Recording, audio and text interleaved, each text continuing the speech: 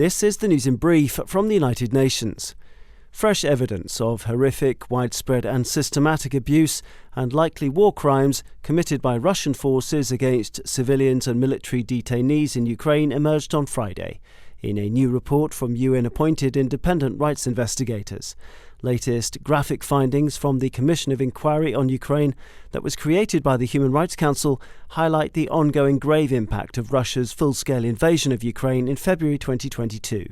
In Geneva, Commission Chair Eric Meuse described one former Ukrainian prisoner of war's account of repeated beatings and electric shocks at a detention facility in the Russian town of Donskoy. He was repeatedly subjected to torture and left with broken bones, broken teeth, and gangrene on an injured foot.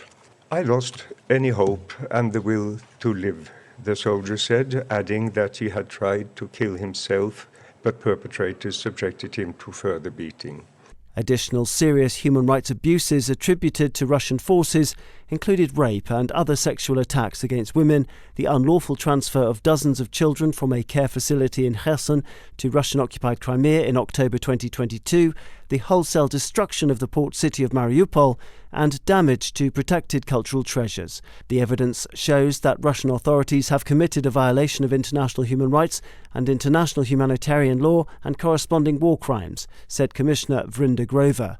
She added that further investigations were required to determine whether crimes against humanity had been committed too.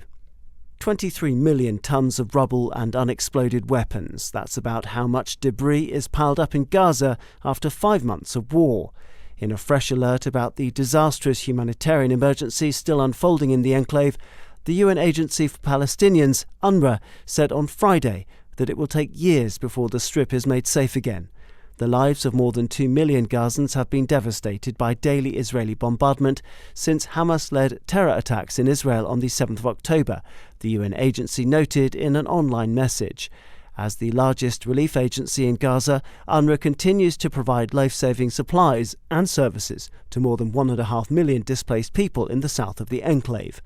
The agency runs shelters for more than 1 million people, providing them with humanitarian relief and primary health care. In its latest update on the emergency, the UN Aid Coordination Office OCHA reported ongoing violence across much of the Gaza Strip, particularly in the Hamad area of Khan Yunis. It added that the hostilities had caused further civilian casualties, displacement and destruction of houses and other civilian services. Mine action partners are now carrying out assessments of explosive threats and educating Gazans about the dangers of weapons that have not been made safe, OCHA noted. To Sudan, where the country's people are also suffering a humanitarian crisis caused by a near-year-long war between rival generals. In a new alert, the UN Children's Fund UNICEF said that hunger and unaffordable food are now people's main worry. Jill Lawler is UNICEF's Chief of Field Operations and Emergency in Sudan.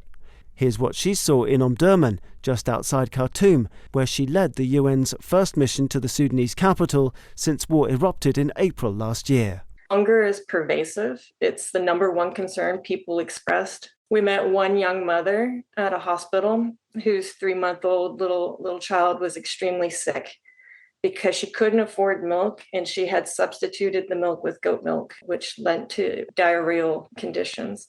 And she wasn't the only one. Ms. Lawler told journalists that the numbers of acutely malnourished children are rising and the lean season hasn't even begun.